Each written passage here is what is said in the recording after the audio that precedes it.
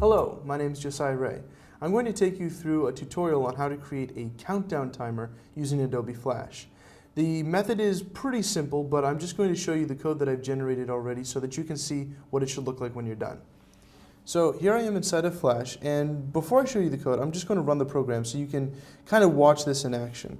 So I'm going to hold Control and push Enter, and it'll export my movie for me, and it begins counting down after the first second. And so every second that goes by, it basically counts down progressively all the way down to 0. So we're going to take it on faith that it gets to 0. I don't want to wait for 45 seconds. You'll notice this little error that it pops up, or I should say warning it pops up, about embedding text. You can ignore it for the purposes of this. Best practice is to embed your text, but I have not done that. It's a very small program, so you really, most of the time, don't need to worry about it too much. So here on my timeline, what I have is I've got two different layers. On one layer, I've got this chunk of text that I have named TXT timer. And the reason that I named the instance was so that I could refer to it in code. And then we have another layer, and its only job is to hold our code. So I'm going to click on that frame and push F9.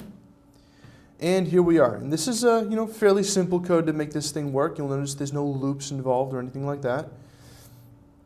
Essentially, all we're doing is we're creating this integer variable called start value, and we've named it 45. Now we can put this to anything. I'll demonstrate that at the end of the video.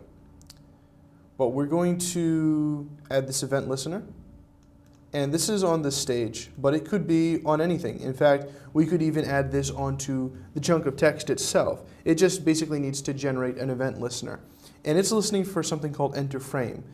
All that means is that every time we go through a frame, it's going to activate the code. So from frame 1 to 2 to 3, so it's playing this code at the frame rate. While we're on that topic, if this was playing at 24 frames per second, which is Flash's default, that timer would go by like that.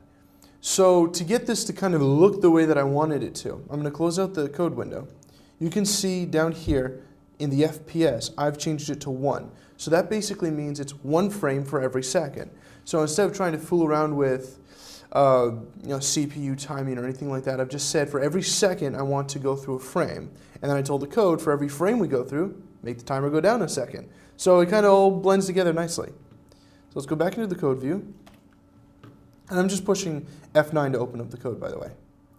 And so here we are. We're going to generate this countdown function. Go into that every time the frame goes by. And we're just checking to see if the start value is greater than 0. So we don't want this timer to go into the negative. We want it to go down to 0. And then when it hits 0, we are going to not do anything. So we could put in a if it equals 0, then remove the function, which is kind of best practice. I haven't done it. It's a very small program, so you're not going to notice any resource hogging, but best usage is if you've got an event running that is going to stop at some point, put in a check for when it should stop and then remove that event listener so that you're not constantly re-executing code that doesn't need to be executed. So, and the very end of the function here, the last line is just to change the text timer's text to whatever the value of our start value is. And that just continues to go down 1 second at a time. Real quick, I'm going to change this value to 5 seconds. And let's hold Control and push Enter and see what that looks like. So, frame goes by, we start our countdown. And it holds at 0. You'll notice though it did flash a 45 at us real quick. That has nothing to do with the code. If we go back to the stage here, we've set the default to 45.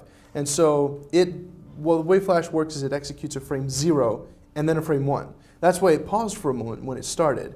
So I hope you've enjoyed this video on how to create a countdown timer in Adobe Flash. I'm Josiah Ray.